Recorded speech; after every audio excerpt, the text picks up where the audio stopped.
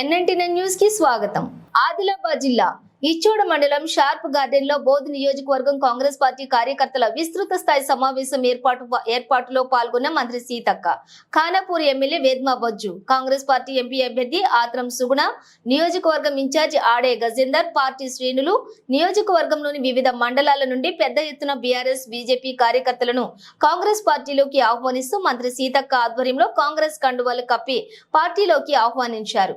మంత్రి సీతక్క మాట్లాడుతూ ఉమ్మడి ఆదిలాబాద్ జిల్లా కాంగ్రెస్ పార్టీ ఎంపీ అభ్యర్థి ఆత్రం సుగుణను భారీ మెజారిటీతో గెలిపించాలని కోరారు।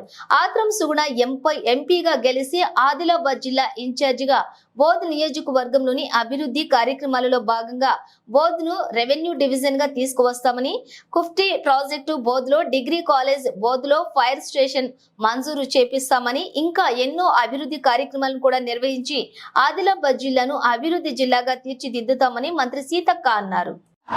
మరి ఖానాపూర్ నియోజకవర్గం ఎమ్మెల్యే వెడప బొజ్జు పటేల్ గారికి, అదే విధంగా అన్న తూర అరుణ్ రెడ్డి గారికి, అదే విధంగా ఆసిఫాబాద్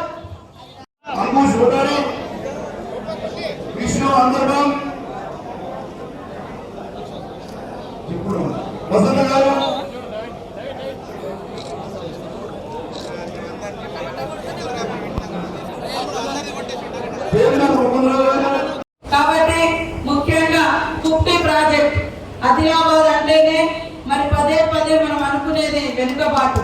ఈ వెనుకబాటు కారణం తడి లేకపోవడం, 2 పంటలకు నీళ్లు లేకపోవడం, నిరుద్యోగం పెరిగిపోవడం, మరి అభివృద్ధికి రవాణా మేజర్గా ఉపయోగపడేది కనెక్టివిటీ, రోడ్ సౌకర్యం, అలాంటి సౌకర్యాలు కూడా చాలా చాలా తక్కువగా ఉండడం। కాబట్టి మన సీఎం గారు కూడా మొన్న వచ్చినప్పుడు కుఫ్టీ ప్రాజెక్టుకు తప్పకుండా నిర్మాణం చేస్తామని చెప్పడం జరిగింది। కుఫ్టీ ప్రాజెక్టుతో పాటు పెండింగ్ ప్రాజెక్టులను కూడా కంప్లీట్ చేసే బాధ్యత నాది అని తెలియజేస్తా ఉన్నాను।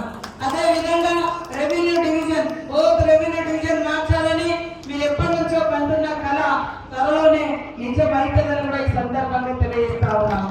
మరి చదువుకున్నటువంటి పిల్లలకు, ఎంతో మంది చదువుకున్న డిగ్రీ కాలేజీ ఇలా బోధ్ నియోజకవర్గ హెడ్కోటర్లో లేకపోవడం అని కూడా చాలా బాధాకరం। కాబట్టి తప్పకుండా మరి అధికారులను ఆదేశించి బోధ్ లో డిగ్రీ కాలేజ్ కూడా ఏర్పాటు చేస్తామని ఈ సందర్భంగా తెలియజేస్తా ఉన్నారు। అదే విధంగా ఫైర్ స్టేషన్ కూడా లేదు, ఇల్లు కాదన్నా ఏదైనా ఫైర్ యాక్సిడెంట్ అయినా కూడా ఇబ్బంది పడతా ఉన్నారు। ఇవి ఈ నియోజకవర్గానికి సంబంధించినటువంటి అందరికి సంబంధించినటువంటి సమస్యలు। కాబట్టి వాటితో పాటు ఇంకా కేంద్రం, ఇలా బీజేపీ ప్రభుత్వం నిన్నదాకా బీజేపీ ఎంపీలే, మరి కేంద్రంలో బీఆర్ఎస్ ఒకటిగానే ఉన్నది।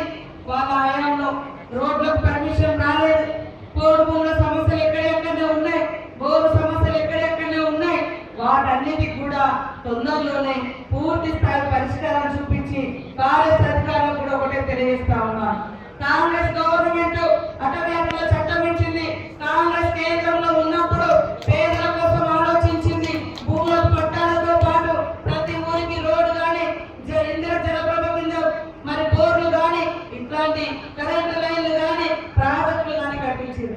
కానీ గత కొంతకాలంగా వాటిని ఆపుతున్నారు। మరి ఎవరు అక్కడ బీజేపీ కేంద్రంలో ఉండి, బీజేపీ ఎంపీ ఉండి కూడా కనీసం మరి వీటి గురించి పట్టించుకోకపోవడం మూలంగానే ఇంకా వెనుకబడిపోయిందనే విషయాన్ని తెలుసుకోవాల్సిన అవసరం ఉంది। ఎందుకంటే ఏ ఊర్లో మనం ఏ పని మొదలు పెట్టినా ఇది వైల్డ్ లైఫ్ అంటారు। వైల్డ్ లైఫ్ అనేది మరి జంతువుల సంబంధించినటువంటి యాక్ట్, జంతువుల సంరక్షణ మీద ఉన్న ప్రేమ